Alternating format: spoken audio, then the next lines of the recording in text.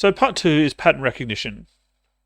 Pattern recognition is about recognizing if there's a pattern and determining the sequence of steps involved in that pattern. So what we're really looking for is it's a twofold thing here. We're looking for similarities to previously solved problems that relate to ours. So we're not totally interested in reinventing the wheel. We want to have a look at what already exists out there and how did they solve the problem? Are there any different things that they do that seem to be common to all these people? So just consider email for an example. There's lots of different email services, yet they always have similar features. They always have a button to create a new message, some type of folder arranging system, some type of search system so you can search through your emails. They're similarities or patterns that exist in the problem of sending an email. And they're solved in different ways, using different user interfaces and giving a different user experience. But if we look at them, we can draw out the patterns or the key things that need to exist and integrate them into our own solution for that particular problem. So pattern recognition can lead to the grouping or organizing or streamlining of problems for more efficient outcomes. On the other hand, if you can't find any patterns or there's no grouping or no similarities, then that's not a bad thing either. It means the problem is probably in its simplest form, potentially. So you've seen patterns heaps and heaps of times. If you've ever played a board game, there's pattern in that. If you played card games, there's patterns, there's strategies, there's tactics. If you watch the sport or cricket or football, the teams have certain plays or certain ways of acting in the game, or tactics or strategy, and they're patterns.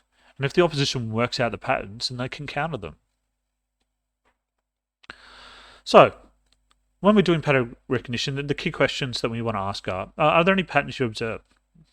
Do you notice any similarities between the problem and anything else similar that's been solved? Do any of the parts of the problem seem similar to each other? For example, you have one form where people enter personal information and another form where they enter some other type of information. Well, you've got two forms there. So maybe the technology to use both of them is quite similar and all you need to do is change the question.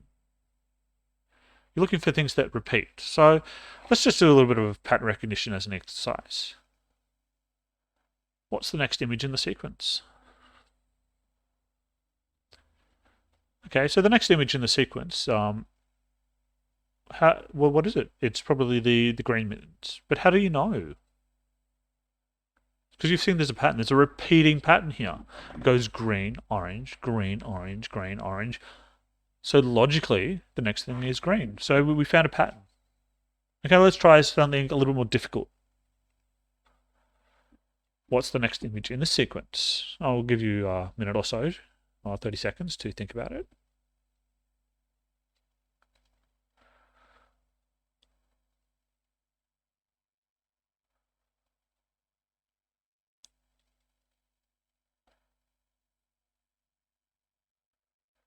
Okay, so how have you thought about solving this problem?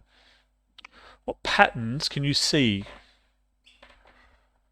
Well, I can see that in each instance, radiating from the center outwards, there is a diagonal line. So this one probably has a diagonal line coming out. So automatically I know it's probably going to be B or D or C. So it's not going to be A.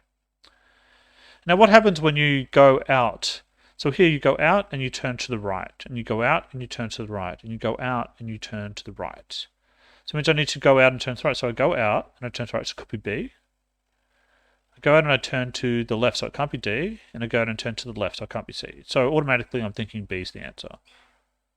And I'm pretty sure B is the answer. So B is the answer. So by observing patterns, we found it. So I'll just leave you with one more to conclude this section on pattern recognition. What is the solution to this problem? What is the missing image in the sequence?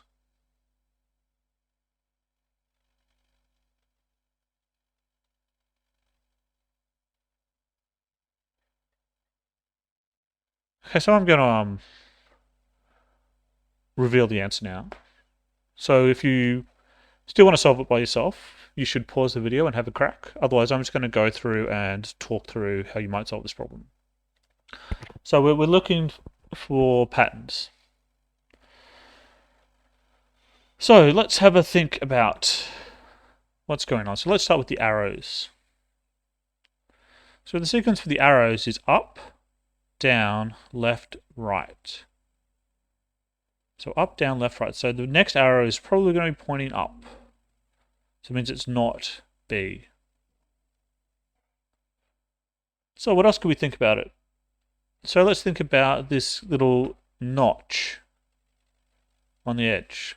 So what's the pattern here? Well, it goes left, top, right, top. So if it's following a pattern, it's going to go left, top, right, and then back.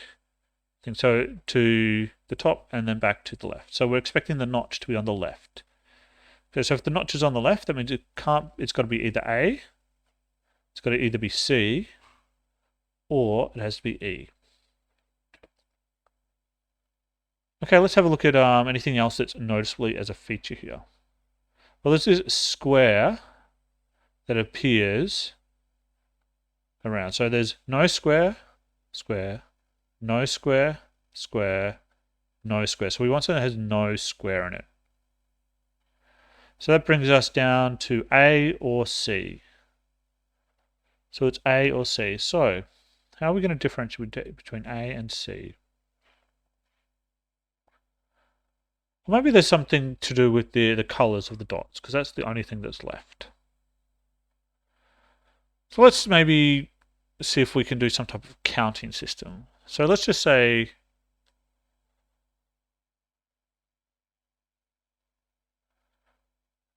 white is 0.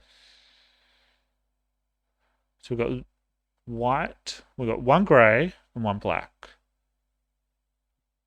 And then we've got 2 grey and 1 black. And then we've got 1 grey and 1 black.